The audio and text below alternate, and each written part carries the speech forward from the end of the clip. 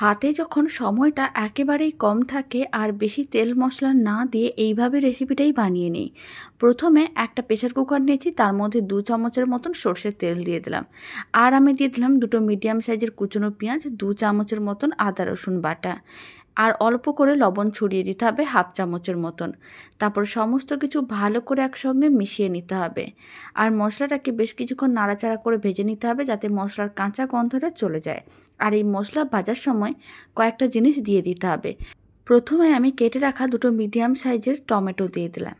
আর আমি দিয়ে দিচ্ছি 4 চামচের 3 ভাগের 1 ভাগ হলুদ গুঁড়ো। আর আমি দিয়ে দিলাম 1/2 চামচের মতন লঙ্কার গুঁড়ো। এবার এর মধ্যে 4 চামচের 3 ভাগের 1 ভাগ দিয়ে দিলাম জিরে গুঁড়ো, আর দিয়ে দিলাম ধনে গুঁড়ো।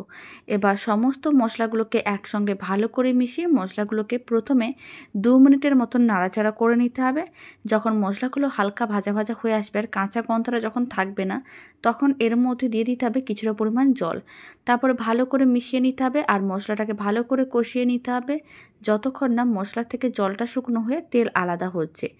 এখন ফ্লেমটা মিডিয়াম টু হাইতে করে দিলাম। মিডিয়াম টু হাই ফ্লেমে 2-3 মিনিটের মতো নাড়াচাড়া করে নিয়েছিলাম। আপনারা দেখুন জলটা শুকনো হয়ে গেছে, মশলা থেকে তেল আলাদা হয়ে গেছে। এবার আমি এর মধ্যে দিয়ে দিচ্ছি প্রায় 500 থেকে 700 গ্রামের মতন চিকেন। আর আমি দিয়ে দিচ্ছি এর মধ্যে বেশ কয়েকটা আলুর টুকরো। আলুর টুকরো কম বা বেশি করতে পারেন।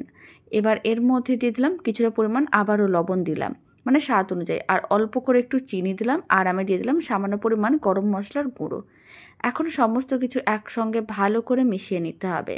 আর এইভাবে প্রথমেই কিন্তু 2 থেকে 3 মিনিট নাড়াচাড়া করে নিতে হবে, যাতে মশলার সঙ্গে চিকেন ও আলুর টুকরোগুলো একটু ভালো করে মিশে যায়, তার সঙ্গে একটু ভাজা ভাজা হয়ে যায়। তাহলে কী হবে, কাঁচা ভাবটা চলে যাবে আর খেতেও ভালো লাগবে। এখন আমি এর মধ্যে দিয়ে দিচ্ছি গোটা 3টের মতন পেঁয়াজ আর গোটা 3টে রসুন দিয়ে দিচ্ছি। আর আমি 3টে কাঁচা লঙ্কাও দিয়ে দিলাম। আর একবার সমস্ত কিছু ভালো করে মিশিয়ে নিতে হবে। রেসিপিটা খুবই কম সময়ের মধ্যে রেডি হয়ে যায়।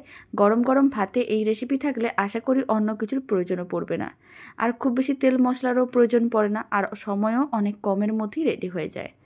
সমস্ত কিছু ভালো করে মিশিয়ে নেওয়ার পরে এখন আমি কিছুটা পরিমাণ জল দিয়ে দিলাম। তারপর আরেকবার ভালো করে জলটা মিশিয়ে নিতে হবে। তারপর ঢাকনাটা বন্ধ করে দিতে হবে। প্রেসার কুকারের ঢাকনাটা বন্ধ করে এইভাবে কিন্তু আমি 3টের মতন সিটি দিয়ে দেবো। আর ফ্লেমটা মিডিয়াম টু হাইতেই আছে। 3টে সিটি দিয়ে আরও 5 মিনিটের মতন রেখে দিতে হবে। তারপরেই কিন্তু প্রেসার কুকারটা নামিয়ে নিতে হবে আর ঢাকনাটা খুলে নিতে হবে। এইভাবে একবার চিকেন কারির রেসিপিটা প্রেসার কুকারে বানিয়ে দেখতে পারেন। খুবই অল্প তেল মশলা দিয়ে বানানো যায়, তবে খেতে ভীষণ ভালো হয়। আর একবার প্রেসার কুকারের ঢাকনাটা খুলে চেক করে দেখে নিতে হবে সমস্ত কিছু সেদ্ধ হয়েছে কিনা। বাড়িতে বানালে কমেন্ট বক্সে জানাতে একেবারেই ভুলবেন না খেয়ে আপনাদের কেমন লাগলো।